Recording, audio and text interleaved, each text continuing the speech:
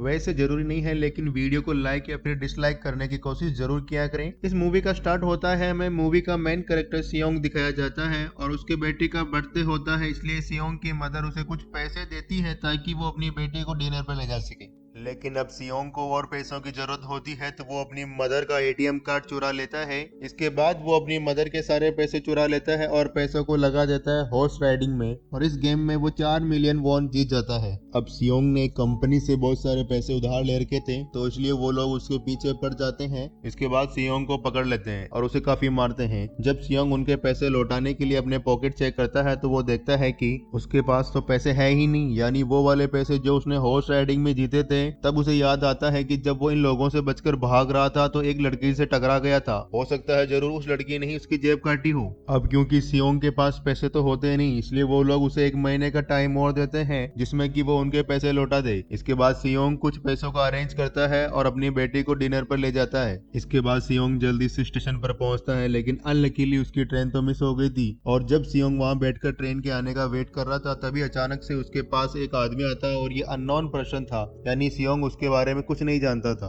फिर unknown person सियोंग को कहता है कि मैं तुम्हारे साथ एक गेम खेलना चाहता हूँ। वो सियोंग को कहता है कि अगर तुम इस गेम को जीत गए तो मैं तुम्हें 1 लाख वॉन दूंगा। तब इतने सारे पैसों का सुनकर सियोंग गेम खेलने के लिए राजी हो जाता है। इसके बाद सियोंग काफी मार खाने के बाद ये गेम जीत जाता है, यानी वो 1 लाख वॉन हासिल कर लेता है। इसके बाद वो अननोन पर्सन सियोंग को एक कार्ड देता है और ये कहते हुए कि अगर तुम्हें और पैसे जीतना चाहते हो तो इस कार्ड पर जो नंबर लिखा है उस पर कांटेक्ट कर लेना। इसके बाद सियोंग जब अपने घर जाता है तो उसकी मदर उससे कहती है कि तुम्हारी बेटी अगले साल अपने स्टेप फादर के साथ में शिफ्ट हो रही है। यहाँ पर हमें पता चलता है कि उनका डाइवोर्स हो गया है और उसकी वाइफ ने दूसरी शादी भी कर ली है। लेकिन सियोंग कभी भी नहीं चाहता था कि उसकी बेटी उससे दूर जाए, लेकिन उसे बहुत सारे पैसों की जरूरत होती है अपनी बेटी की कस्टडी वापस लेने के लिए, इसलिए तो सियोंग उस कार्ड वाले नंबर पर कॉल करता है। इसके बाद सियोंग को एक गाड़ी में लाया जाता है जहाँ पर और भी लोग थे, लेकिन फिर उन सारे लोगों को बेहोश कर दिया जाता है। और जब उन लोगों की आंख खुलती है तो वो खुद को एक फैसिलिटी में पाते हैं जहाँ पर टोटल 456 लोग थे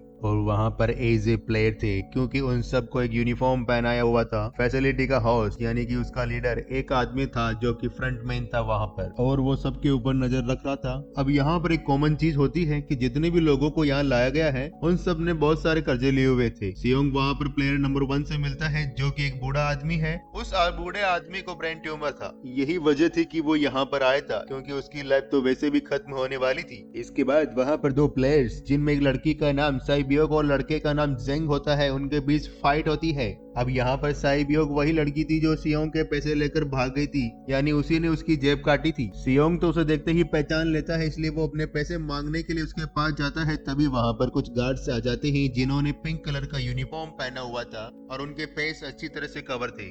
गार्ड्स उन सभी प्लेयर्स को बताते हैं कि तुम्हें यहाँ पर टोटल 6 गेम्स खेलनी होगी और जो इस गेम का विनर होगा उसे बहुत सारे पैसे मिलेंगे। इसके बाद उन सब से एक कॉन्ट्रैक्ट पर साइन करवाया जाता है और इस कॉन्ट्रैक्ट के 3 मेन रूल थे। पहला रूल ये था कि कोई भी प्लेयर अपनी मर्जी से गेम को छोड़कर नहीं जा सकता। दूसरा रूल ये होता है कि जो भी प्लेयर खेलने से मना करेगा उस प्लेयर को एलिमिनेट कर दिया जाएगा। उनके मुताबिक एलिमिनेट का मतलब क्या था ये तो हम आगे ही जानेंगे। गेम का तीसरा रूल ये होता है कि अगर मेजोरिटी इस गेम को खेलना नहीं चाहती तो इस गेम को छोड़कर जा सकते हैं। इसके बाद इन सबको गेम के लिए ले जाया जाता है और यहाँ पर सियोंग अपने क्लासमेट सेंगबू से भी मिलता है जो कि उसे बचपन से जानता था। सियोंग उसे वहाँ पर देखकर काफी हैरान होता है क्योंकि वो तो किसी बिजनेस के लिए आउट ऑफ कंट्री चला गया था। अब पहले गेम के लिए यहाँ पर एक काफी बड़ी डॉल थी और इस गेम का रूल काफी सिंपल था, जो ये था कि डॉल जब भी गाना गाएगी तो उन सबको आगे बढ़ना है और जैसे ही वो गाना गाना बंद करेगी थी उन सबको रुक जाना है और मूव नहीं करना। अगर कोई हिल गया तो उसे एलिमिनेट कर दिया जाएगा। अब स्टार्टिंग में तो सबको उन्हें किसी प्रैंक की तरह लग रहा था, लेकिन जब एक लड़का हिल जाता है तो उसे शूट करके मार दिया जाता है और यही होता है एलिमिनेट का मतलब, यानी उन्हें मार दिया जाएगा। अब यह देखकर वो लोग काफी घबरा जाते हैं। उन्हें पता चल चुका था कि वो खतरे में है, इसलिए डरते हुए इधर उधर भागने लगते हैं। लेकिन अब क्योंकि गेम का रूल था इसलिए जो जो भी हिलता है उसे मार दिया जाता है। जितने भी सर्वाइवल्स होते हैं वो किसी न किसी तरह इस गेम को कंप्लीट कर ही लेते हैं। लेकिन जो लोग मर जाते हैं उनकी डेड बॉडी को वहां से ले जाया जाता है और अब 456 प्लेयर्स में से सिर्फ 255 रह गए थे, क्योंकि वो सारे प्लेयर्स इतने ज्यादा डर जाते हैं कि अब कोई भी इस गेम को खेलना नहीं चाहता था। लेकिन जैसा कि रूल नंबर 3 था, अगर मेजोरिटी चाहे तो ये गेम स्किप कर सकती है, तो इसलिए उनका लीडर यानी कि फ्रंटमैन वोटिंग करवाता है। लेकिन इससे पहले उन्हें प्राइज मनी दिखाई जाती है, यानी जो विनर को मिलेगी। लेकिन इन केस अगर कोई गेम को छोड़कर चला जाएगा तो ये सारे पैसे मरे हुए प्लेयर को मिल जाएंगे और ये प्राइस टोटल 45 मिलियन वॉन्स होती है। इसके बाद वोटिंग करवाई जाती है, इसलिए मेजोरिटी इस गेम को खेलना नहीं चाहती थी, तो इसलिए गेम को यहीं पर स्टॉप कर दिया जाता है। लेकिन अगर कभी फ्यूचर में वो लोग चाहें तो इस गेम को रीजॉइन कर सकते हैं। इसके बाद सभी लोगों को उनके घरों पर छोड़ दिया जाता है। नेक्स्ट डे सियोंग पुलिस स्टेशन जाता है, वहाँ पर वो पुलिस को सारी बात बता देता है, लेकिन इन लोगों को सियोंग की बातों पर यकीन नहीं होता और वो उल्टा उसको पागल समझने लग जाते हैं। इसके बाद सियोंग उन्हें वही वाला कार्ड दिखाता है, लेकिन हैरान कर देने वाली बात तो ये है कि इस पर जो नंबर लिखा था वो रॉन्ग था। इसके बाद सियोंग घर जाता है तो उसकी मदर वहाँ पर नहीं होती। उधर सियोंग का क्लासमेट सेंगवू अपनी मदर को छुपकर देख रहा होता है और तभी वहाँ पर सियोंग भी आ जाता है। यहाँ पर सेंगवू अपसेट होते हुए सियोंग को बताता है कि मेरे ऊपर 6 बिलियंस का कर्ज है। वो बताता है कि मैंने क्लाइंट के पैसे लेकर स्टॉक मार्केट में लगा दिए, लेकिन अनलकीली वो सारे पैसे डूब गए। और तभी सियोंग के पास हॉस्पिटल से कॉल आती है, क्योंकि सियोंग की मदर का पांव काफी इंजर्ड था, लेकिन डायबिटीज का ट्रीटमेंट ना होने की वजह से उनकी चोट और ज्यादा बढ़ गई। तब डॉक्टर सियोंग को बताते हैं कि तुम्हारी मदर का ट्रीटमेंट हो सकता है, लेकिन इसके लिए हमें इनका पांव काटना होगा। लेकिन इस ऑपरेशन में बहुत सारे पैसे लगने वाले थे। लेकिन जाहिर सी बात है, सियोंग के पास तो इतने पैसे थे नहीं। इवन उसने तो अपनी मदर के इंश्योरेंस के पैसे भी उड़ा दिए थे। तभी इसलिए सियोंग पैसे मांगने के लिए अपनी वाइफ के पास जाता है, लेकिन उसकी वाइफ उसे पैसे देने से इनकार कर देती है। फिर उसकी वाइफ अपने हस्बैंड को बताती है कि सियोंग आया था पैसे मांगने के लिए। तभी उसका हस्बैंड सियोंग को पैसे देने आता है, साथ साथ उससे ये भी कहता है कि मेरी फैमिली से दूर रहो। लेकिन सियोंग उसे मारने लगता है और तभी उसकी बेटी भी वहाँ आ जाती है। इसके बाद सियोंग का एक फ्रेंड अपने बॉस के पास पैसे मांगने जाता है, लेकिन उसका बॉस उसे पैसे देने से मना कर देता है। इसलिए उन दोनों के बीच फाइट होने लगती है और इस पॉइंट के दौरान उसका बॉस का हाथ मशीन में आ जाता है और वो मौके का फायदा उठाकर सियोंग का फ्रेंड पैसे लेकर भाग जाता है। इसके बाद सियोंग का फ्रेंड अपने घर आकर अपनी वाइफ को कहता है कि पहली फ्लाइट लो और यहाँ से निकल जाओ। इसके बाद साइबियोक एक एजेंट से मिलती है, क्योंकि उसने अपनी मदर को नॉर्थ एरिया से साउथ एरिया में लाना था। साइबियोक वही लड़की है जिसने सियोंग की जेब काटी थी, लेकिन अपनी मदर को लाने के लिए साइबियोक को बहुत सारे पैसों की जरूरत थी। साइबियोक का एक छोटा भाई भी होता है, जिससे वो प्रॉमिस करती है कि मैं मदर को लेकर जरूर आऊंगी। इसके बाद हमें एक ऑफिसर को दिखाया जाता है और इस ऑफिसर का भाई कुछ टाइम से मिसिंग था, इसलिए वो ऑफिसर अपने भाई के घर जाता है, जहां उसे पता चलता है कि उसका भाई तो पिछले कुछ दिनों से अपने घर भी नहीं आया। और जब वो ऑफिसर घर को चेक कर रहा होता है तब उसे एक कार्ड मिलता है। इस ऑफिसर ने सेम ऐसा ही कार्ड पुलिस स्टेशन में सियोंग के पास भी देखा था, इसलिए वो ऑफिसर सियोंग के पास जाकर उसे इस बारे में पूछता है, लेकिन सियोंग उसे कुछ भी नहीं बताता। इसके बाद सियोंग जब अपने घर जाता है तो उसे वही कार्ड दोबारा मिल जाता है। वहाँ पर सियोंग डिसाइड करता है कि वो दोबारा से इस गेम को ज्वाइन करेगा, इसलिए सभी प्लेयर्स को एक शिप के पास लेकर जाया जाता है। इधर ही वो ऑफिसर भी गाड़ियों का पीछा करते हुए उस शिप तक आ जाता है। वो वहीं गार्ड को मारकर उसे पानी में फेंक देता है। इसके बाद हम सभी प्लेयर्स को एक आयरलैंड पर मौजूद फैसिलिटी में लाया जाता है। अब यहाँ पर उन्हें जरा भी अंदाजा नहीं था कि अगला गेम कौन होगा और उसे कैसे खेला जाएगा। इसके बाद वो लोग अपनी अलग अलग टीम बना लेते हैं। रात को साइबियोक और उसकी फ्रेंड वॉशरूम जाते हैं। यहाँ पर साइबियोक गार्ड की नजरों से बचते हुए उस फैसिलिटी को एक्सप्लोर करने लगती है और तभी वो देखती है कि गार्ड बड़े बड़े बर्तनों में कुछ बना रहे हैं। लेकिन अब क्योंकि गार्ड को शक हो गया था तो वो गार्ड वॉशरूम चेक करने के लिए आता है, लेकिन तब तक साइबियोक वापस आ चुकी थी। इसके बाद साइबियोक अपनी फ्रेंड को सब कुछ बताती है जो भी उसने देखा था, लेकिन यहाँ पर सेंगवू उन दोनों की बातों को सुन लेता है और वो इस बारे में साइबियोक से पूछता है, जिस पर साइबियोक बताती है कि वो बड़े बड़े बर्तनों में कुछ पका रहे थे। इसके बाद उन सभी प्लेयर्स को प्लेग्राउंड में लाया जाता है, जहाँ पर उनके सामने 4 शेप होते हैं। 4 शेप में से उन्हें किसी एक शेप को चूज करना था। अब यहाँ पर सेंगवू को पता चल जाता है कि गेम क्या है और क्या करना है हमें। वो सेंगवू सियोंग को बताता है कि सबने अलग अलग सेब को चुनना है। इसके बाद उन सभी को एक बर्तन दिया जाता है जिसमें कि सेब बनी हुई होती है और अब गेम उनकी ये होती है कि उन्हें किसी भी तरह से इस सेब को बाहर निकालना होता है बिना डैमेज किए हुए। लेकिन अगर सेब जरा भी खराब हुई तो उसे एलिमिनेट कर दिया जाएगा, यानी मार दिया जाएगा। अब यहाँ पर सेंगवू इजीली उस सेब को निकाल लेता है, लेकिन सियोंग इतना ज्यादा घबरा जाता है कि उसकी हालत खराब होने लगती है। लेकिन फिर भी वो किसी न किसी तरह से इस गेम को जीत लेता है। इसके बाद उन सबको वापस से रूम में लाया जाता है।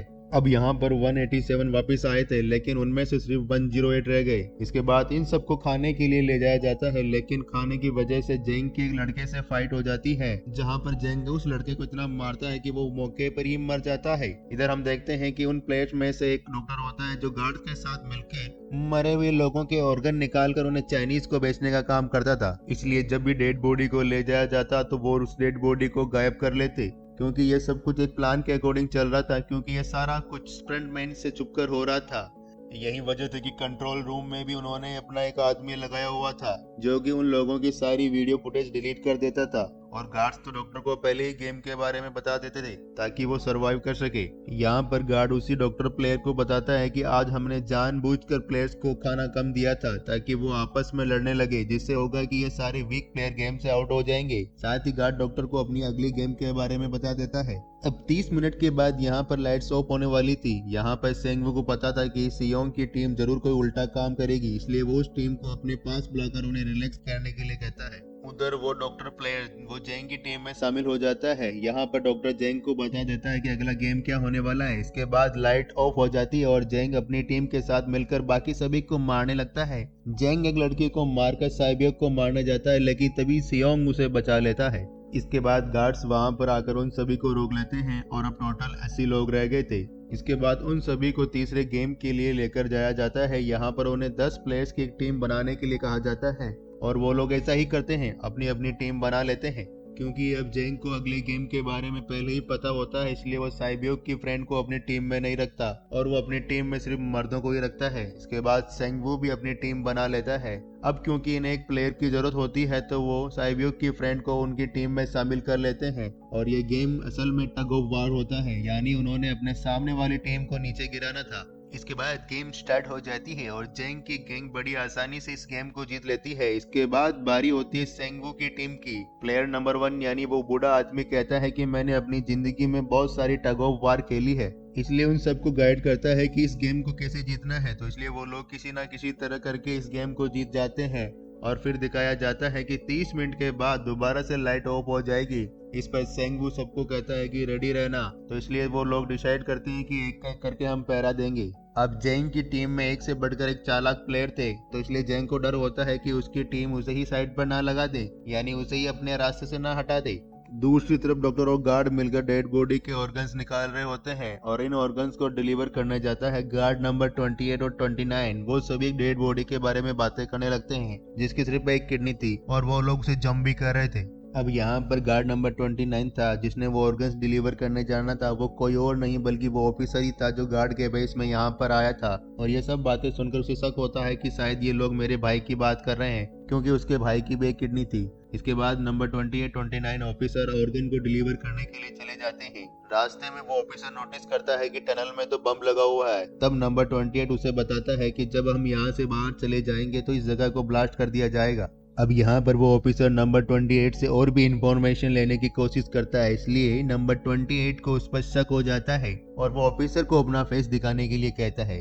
अब यहाँ पर वो ऑफिसर अपना फेस भी दिखा देता है, साथ ही उस नंबर 28 पर गन पॉइंट कर देता है। साथ वो ऑफिसर उसे एक किडनी वाले आदमी के बारे में पूछता है कि वो कौन है जिसे तुम ज़ॉम्बी कहते थे, जिस पर वो नंबर 28 उसे कहता है कि वो तो एक लड़की थी। अब यहाँ पर नंबर 28 उस ऑफिसर को कहता है कि तुम लीडर के रूम में जाकर सारी इन्फॉर्मेशन देख सकते हो, वहाँ पर सबका डाटा है। ये जानने के बाद वो ऑफिसर नंबर 28 को मार डालता है। उधर वो डॉक्टर गार्ड से अगले गेम के बारे में पूछता है, लेकिन इस बार गार्ड्स को भी अगले गेम के बारे में पता नहीं होता। तब इसलिए डॉक्टर को गुस्सा आ जाता है, वो एक गार्ड को पकड़ लेता है। उनकी फाइट होने लगती है और इसी फाइट पर डॉक्टर उस गार्ड को मारकर वहां से भाग जाता है। इसके बाद एक गार्ड भी उसका पीछा करता है और वो दोनों प्लेग्राउंड में आ जाते हैं। यहाँ पर गार्ड डॉक्टर को अपनी बातों में फंसाकर उसे मारने वाला होता है, लेकिन तभी लीडर यानी फ्रंटमैन आकर उसे मार डालता है और बाद में उस डॉक्टर को भी मार डालते हैं। साथ इन्हें वहीं पर नंबर 28 की डेड बॉडी भी मिल जाती है। जिससे ये पता चल जाता है कि फैसिलिटी में कोई घुस गया है। उधर ऑफिसर लीडर यानी फ्रंटमैन के रूम में पहुंच जाता है। वो चेक करते करते एक ऐसे रूम में जाता है जहां पर सबके रिकॉर्ड थे। जब वो ऑफिसर रिकॉर्ड चेक कर रहा होता है तो उसे सभी विनर्स की एक लिस्ट मिलती है जिसमें उसके भाई का भी नाम था, यानी कभी वो भी विनर था। सभी प्लेयर्स को फोर्थ गेम के लिए ले जाया जाता है जहां पर सबको अपना अपना पार्टनर चुनने के लिए कहा जाता है और वो प्लेयर करते भी ऐसा ही हैं, अपना अपना पार्टनर चुन लेते हैं। साइबियोक की फ्रेंड भी अपना पार्टनर ढूंढने की कोशिश करती है लेकिन कोई भी उसका पार्टनर बनने को तैयार नहीं था। इसके बाद सभी प्लेयर्स को 10-10 मार्बल्स दिए जाते हैं। असल में ये गेम ऐसी होती है कि एक प्लेयर को अपने पार्टनर से सारे मार्बल्स लेने होते हैं बगैर कोई जोर जबरदस्ती किए, और जो दूसरा पर्सन होगा या जिसके पास मार्बल्स नहीं होंगे उसे मार दिया जाएगा। सेंगवू और सियोंग का फ्रेंड ऑड और इवन का गेम खेलते हैं जिसमें कि उन्हें गेस करना था कि सामने वाले के हाथ में कितने मार्बल्स हैं। अब हम यहाँ पर सियोंग का फ्रेंड सेंगवू के सारे मार्बल जीत जाता है जिसकी वजह से लास्ट में सेंगवू के पास सिर्फ एक ही मार्बल्स बचता है। अब क्योंकि सेंगवू को पता चल चुका था कि अब वो बच नहीं पाएगा, इसलिए वो सियोंग के फ्रेंड को अपनी बातों में फंसाकर उसे यकीन दिलाता है अगर हम में से कोई भी हार गया तो हारे हुए लोगों का मैच दोबारा कराया जाएगा। अब यहाँ पर सेंगवू धोखे से सियोंग के फ्रेंड के सारे मार्बल्स चेंज कर देता है। के बाद सेंगवू मार्बल्स लेकर गार्ड को दे देता है और वहां से बाहर निकल जाता है। और जब सियोंग का फ्रेंड मार्बल चेक करता है तो वहां पर पत्थर होते हैं। उधर प्लेयर नंबर 1 यानी बूढ़े आदमी की हालत खराब हो रही थी, इसलिए वो इधर उधर घूम रहा था, लेकिन सियोंग किसी तरह उसे खेलने के लिए एग्री कर लेता है। अब यहाँ पर वो दोनों यानी बूढ़ा आदमी और सियोंग भी ऑड और इवन का गेम खेलते हैं। अब इनमें से वो बूढ़ा आदमी सियोंग के सारे मार्बल्स जीत जाता है, लेकिन लास्ट राउंड में वो बूढ़ा आदमी बोल जाता है कि उसने क्या चूज किया था, तो यहाँ पर उसे सियोंग बातों में फंसाकर उसके सारे मार्बल्स ले लेता है। लेकिन यकीन मानिए वो बूढ़ा आदमी काफी चालाक था। उसने एक मार्बल अपने पास रखा हुआ था और वो दोबारा से इधर उधर घूमने लगता है। अब यहाँ पर सियोंग उससे रिक्वेस्ट करता है कि प्लीज मेरे साथ एक और गेम खेलो ना। तब यहाँ पर वो बूढ़ा आदमी कहता है कि मुझे पता है कि तुमने सारे मार्बल्स धोखे से लिए हैं। वो कहता है कि मुझे सब पता था, बस मैं पागल बनने की एक्टिंग कर रहा था।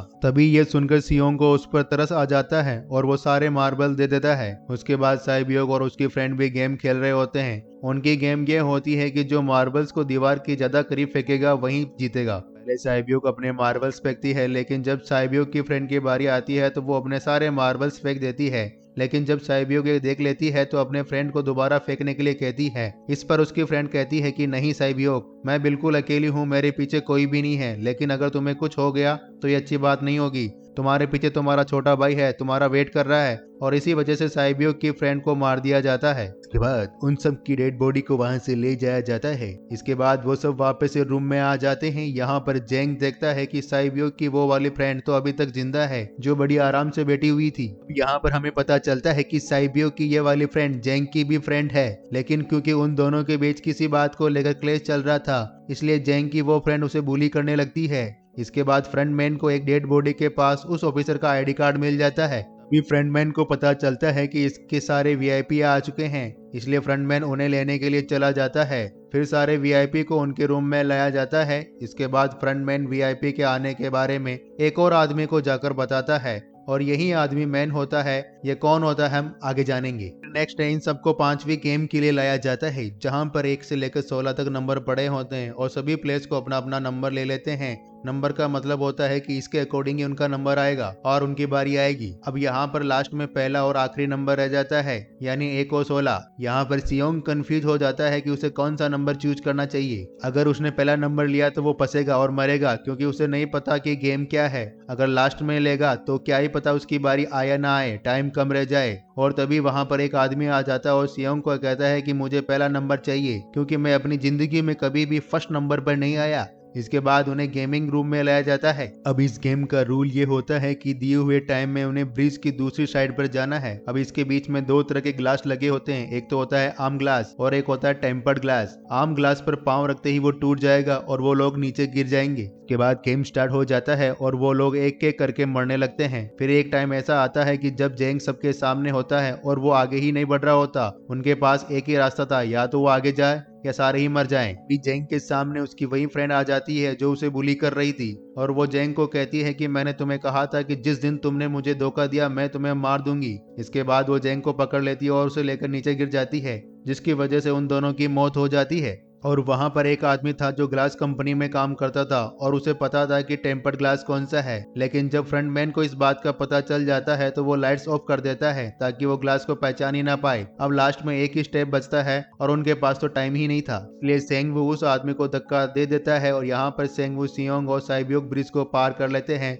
लेकिन ग्लास टूटने की वजह से उन्हें काफी चोट लग जाती है, खास तौर पर साइबियोक को। उधर ऑफिसर ने एक सर्वेंट को मारकर उसकी जगह खुद ले ली। अब एक वीआईपी को उस ऑफिसर पर शक होता है। वो कहता है कि अपना मास्क रिमूव करो, लेकिन वो ऑफिसर कहता है कि ठीक है, लेकिन मैं अंदर जाकर अपना मास्क रिमूव करूंगा। इसके बाद ऑफिसर उस वीआईपी को लेकर अंदर चला जाता है। अंदर जाकर वो ऑफिसर उस वीआईपी को बेहोश कर देता है और इस बात का पता फ्रंटमैन को चल जाता है, इसलिए फ्रंटमैन उसके पीछे जाता है और वो ऑफिसर को देख लेता है। इसलिए वो ऑफिसर वहां से भागकर आयरलैंड पर आ जाता है। मैन भी उसका पीछा करते हुए वहां पर आ जाता है। अब यहाँ पर वो ऑफिसर अपने सीनियर्स को कॉल करने की कोशिश करता है, लेकिन कॉल कट हो जाती है। फिर वो ऑफिसर उन्हें सारे सबूत भेजता है, लेकिन वहां पर नेटवर्क नहीं था। इसके बाद फ्रंटमैन ऑफिसर को पकड़ लेता है और उसे उनके साथ चलने के लिए कहता है, लेकिन वो ऑफिसर तो उस फ्रंटमैन पर गोली चला देता है। इसके बाद फ्रंटमैन अपना मास्क उतार देता है। वो ऑफिसर देखता है कि वहां पर और कोई नहीं बल्कि उसका अपना ही भाई है। इसके बाद ऑफिसर का भाई यानी कि फ्रंटमैन उसे शूट कर देता है और वो जाकर पानी में गिरता है।